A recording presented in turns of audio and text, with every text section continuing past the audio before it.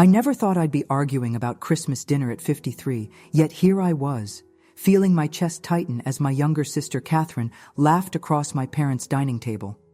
"You want to host Christmas? At your place?" Her perfect eyebrows arched as she set down her wine glass. "No one will come to you, everyone is going to me." The declaration hung in the air as my parents exchanged glances. My father cleared his throat while my mother reached for her water, avoiding my eyes.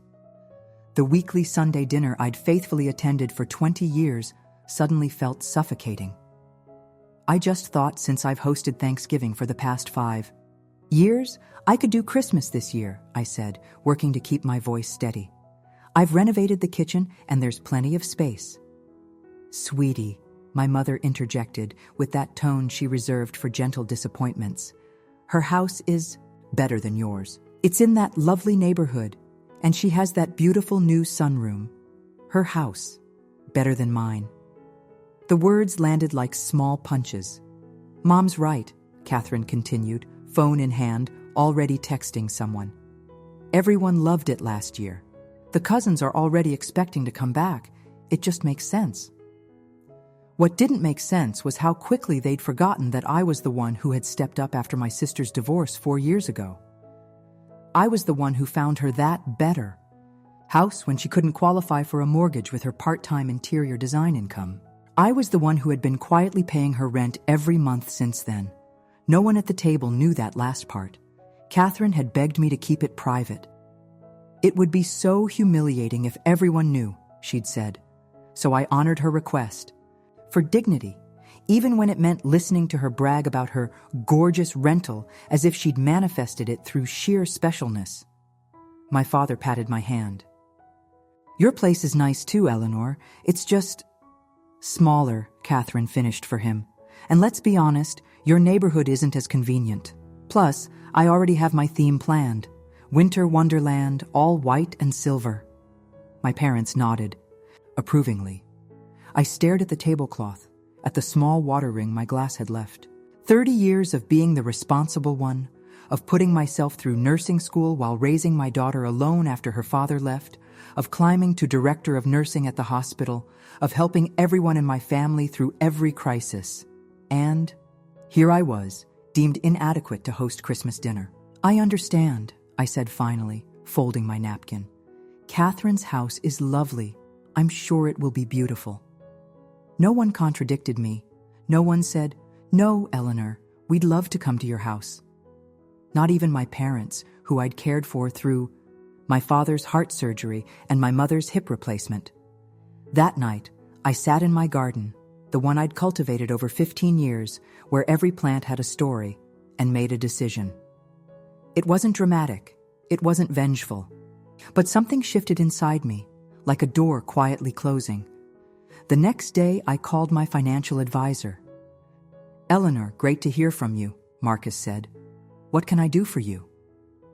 "I need to make some changes," I replied, surprising myself with how calm I felt. "I've been supporting my sister financially for 4 years now. It's time to reevaluate." There was a pause before Marcus responded. "I've been wanting to discuss this with you. That $2,800 monthly transfer has been affecting your retirement planning." "I know, and now I need to prioritize my future." After hanging up, I called my real estate agent, Diane. "Are you finally ready to sell?" she asked, excited.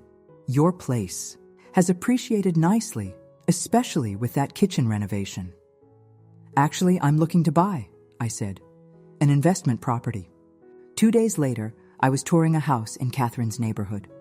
Not just in her neighborhood, it was directly across the street from her rental. It was larger, with an actual view of the lake that her house only claimed to have in its listing. Description: "It's going to move fast," Diane warned.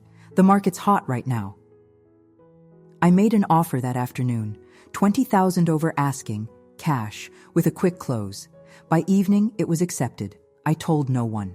Not my daughter Emma, who was busy with her medical residency in Boston. Not my parents, and certainly not Catherine. The sellers were moving out of state and wanted to close in 3 weeks. I signed the papers on a Tuesday morning, then drove. directly to Catherine's house with a file folder tucked under my arm. She opened the door in designer loungewear, surprise evident on her face. "Eleanor, what are you doing here?" "We need to talk," I said simply. "May I come in?" Her house was immaculate as always, professionally decorated with seasonal touches already appearing, though it was only October. The sunroom extension gleamed in the afternoon light. The sunroom I'd paid for as a one-time expense that had somehow never been factored into our monthly arrangement. We sat at her kitchen island, marble countertops I'd also helped finance. I placed my folder on the counter between us. "Is everything okay?" she asked, a note of wariness entering her voice. "I've been thinking about our arrangement," I began. "The financial one." Her posture stiffened immediately. "What about it? You promised you'd help until the boys finished high school. Tyler's only a junior." "That was the initial agreement," I nodded. "But it's been 4 years, Catherine. You're still working part-time by choice. You've turned down 3 full-time positions that would have paid enough for you to support yourself. They weren't right for me," she said defensively. "And the boys need me here after school. You don't understand because Emma was always so independent." I let the familiar criticism slide. "Regardless, I need to make some changes to secure my own future. I'm planning to retire in 5 years. Fear flickered across her face. "What are you saying?" I opened the folder and slid a document toward her. "This is notice that I'll be ending my financial support, effective in 90 days. She stared at the paper, then at me, her face cycling through shock, anger, and panic. "You can't do this. We had an agreement. What about the boys? What about the house?" "The boys have their father's support payments, which you've been putting in savings because my payments covered everything. And as for the house," I paused, maintaining my composure. "You'll need to find something more aligned with your actual income, or take one of those full-time positions." "This is so typical," she snapped, tears forming. "You've always resented me. You're punishing me because Mom and Dad prefer my Christmas parties to your sad little gatherings." I felt a strange calm as I watched her tantrum unfold. In the past, I would have backtracked, apologized, found a compromise. Not today. "This isn't about Christmas, Catherine. It's about responsibility. I've helped you avoid it for 4 years, and that was my mistake." "Where am I supposed to go? Do you know what rents are like now?" I reached into my folder and removed another document. "I've researched some options in your price range. There are several nice apartments near your design studio." "Apartments?" Her voice rose. "We can't live in an apartment. What will people think?" "They'll think you're living within your means," I replied, "like most people do." "I'm calling Mom," she threatened, reaching for her phone. "Feel free, but our financial arrangement has always been private at your insistence. Do you really want to explain to them now why you can't afford this house?" Her hand froze mid-reach. "I'm not being cruel, Catherine. I'm giving you 90 days and options for next steps. You're 50 years old. It's time." As I drove home, I felt lighter than I had in years. I hadn't mentioned my new purchase across the street. That would remain my secret until the time was right. Over the next few weeks, I quietly began renovations on my new property. Premium appliances, custom cabinetry, a fireplace in the master bedroom, all things I'd denied myself while supporting. My sister. I hired Catherine's favorite contractor, swearing him to secrecy with the promise of a generous bonus.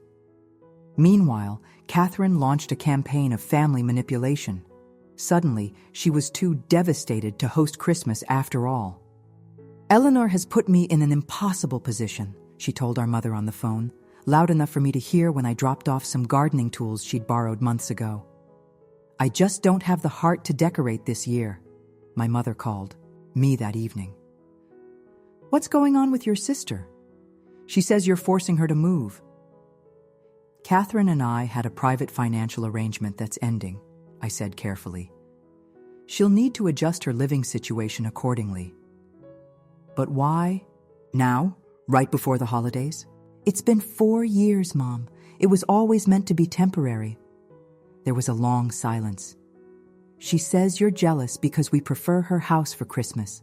I almost laughed.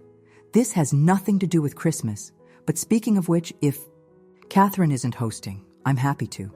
Well, my mother hesitated. Your father and I were thinking of just going to a restaurant this year.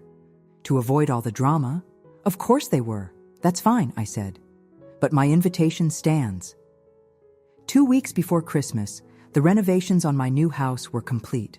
I'd taken a week off work to move in essential furniture and decorate. The Neeb 20-foot tree in the front window could be seen from the street, and more importantly, from Catherine's front door. I hired professional decorators for the exterior lights, creating a display that made the neighbors slow their cars and take pictures, Catherine noticed. I saw her watching from her window as the decorators worked. That evening she called. So this is your plan? Buy a bigger house across from mine just to show me up? I bought an investment property in a nice neighborhood, I replied calmly. It's a coincidence it's near you. Bullshit, she snapped. You're trying to humiliate me. No, Catherine. That would be telling the family that I've been paying your rent for 4 years while you pretended to afford this lifestyle on your own. Silence. Have you found a new place yet? I asked. I'm working on it, she muttered. The 90 days will be up right after New Year's. I won't be extending it. She hung up without responding. 3 days before Christmas, my parents drove by my new house on their way to dinner with friends. My mother called immediately. Eleanor? Is that your house with all those beautiful lights on Lakeview Drive? Yes, it is, I said. I bought it as an investment property, but I liked it so much I decided to move in. But that's Catherine's neighborhood. Those houses are very expensive. I've been saving for years, I replied, and my investments have done well. A pause. Does Catherine know? She does now. My father took the phone. Ellie, it's a beautiful home. Are you still offering to host Christmas? Of course, I said. I'd love to. We'll be there, he said firmly. What can we bring? On Christmas morning, I woke early to finish preparing. My dining table, a custom piece I'd commissioned years ago but kept in storage because my old house was too small, gleamed beneath carefully arranged china and crystal. The menu was planned to perfection. Prime rib, Yorkshire pudding, roasted, vegetables from my garden, and my grandmother's famous Yule log cake. At 11, the doorbell rang. My daughter Emma had arrived from Boston, bringing her fiancé to meet the family for the first time. She gasped as she entered the house. Mom, this is incredible. When did you buy this place? Recently, I smiled, hugging her tightly. Consider it my retirement plan. It's gorgeous, she whispered, looking around in awe. But isn't that Aunt Catherine's house across the street? Yes, it is. She studied my face, then laughed. You're up to something. Just reclaiming some things, I replied. My parents arrived next bearing flowers and wine. My mother seemed uncharacteristically subdued as she explored the house. This is twice the size of Catherine's, she noted, running her hand along the kitchen island. It has a better view too, my father added, looking out at the lake. Other guests began arriving. Cousins, friends, colleagues, people who had been given the choice between my house and Catherine's in previous years and had always chosen hers. Now they marveled at my home, complimenting everything from the architecture to the decorations. At 1 o'clock, the doorbell rang again. I opened it to find Catherine and her sons standing awkwardly on the porch. She looked tired, her usual perfect appearance slightly frayed at the edges. Mom insisted we come, she said, not meeting my eyes. I'm glad, I replied sincerely. Everyone's in the great room. The boys mumbled hello and headed straight for the food. Catherine lingered in the foyer, taking in everything with a critical eye. So this is why you cut me off, she said quietly. To buy all this. I shook my head. I cut you off because it was time for both of us to stand on our own feet. The house was a separate decision. Right across from me, though, that was deliberate. Yes, I admitted. That part was deliberate. She nodded slowly, a flicker of something like respect crossing her face. "It's beautiful," she conceded. "Better than mine." "Thank you." We stood in silence for a moment before she spoke again. "I found an apartment. It's actually nice. Walking distance to my studio." "That's great, Catherine. And I took that job offer from the design firm. Full-time with benefits starts next month." "I'm proud of you," I said, meaning it. She gave me a long look. "You know, I always thought you resented me for being Mom and Dad's favorite." "I did sometimes," I admitted. "But mostly I resented enabling you at my own expense." "Fair enough." She gestured toward the dining room. "Shall we join everyone?" Dinner was perfect. The food, the conversation, the way the afternoon light streamed through the windows overlooking the lake. My mother watched me throughout the meal, with a puzzled expression, as if seeing me for the first time. As dessert was being served, my father tapped his glass for attention. "I'd like to propose a toast," he announced, "to Eleanor for this wonderful Christmas and this beautiful home." Everyone raised their glasses. I noticed Catherine hesitate briefly before lifting hers.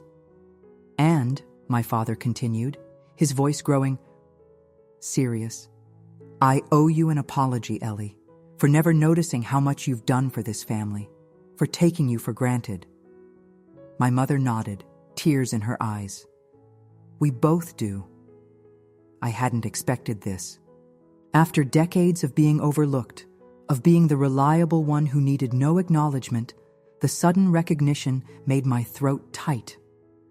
"To Eleanor," everyone echoed. Later, as guests began departing, my mother pulled me aside. "Catherine told us everything," she whispered, "about the financial help. Why didn't you tell us?" "She asked me not to," I said simply. "All these years," she shook her head. "We had no idea." "It doesn't matter now." "It does," she insisted. "We misjudged you, both of you." After everyone had gone except Emma and her fiancé, who were staying in one of the guest rooms, I stepped onto my back deck overlooking the lake. The night was clear, stars reflected on the water's surface. Emma joined me, wrapping a blanket around both our shoulders like I used to do when she was small. "That was quite a power move, Mom," she said, nudging me gently.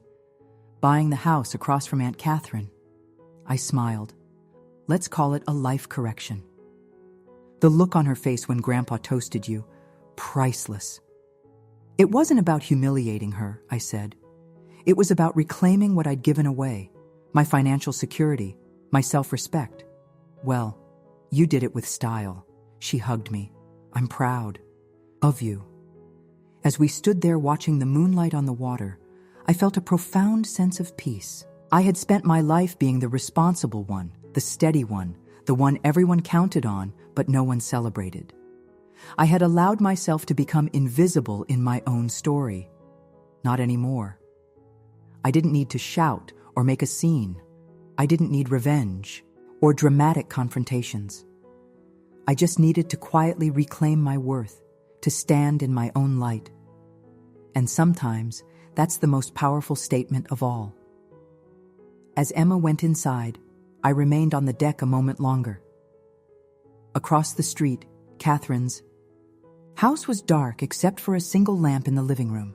In 3 weeks, she would move to her apartment, start her new job, begin her new life, one based on reality rather than illusion. And me?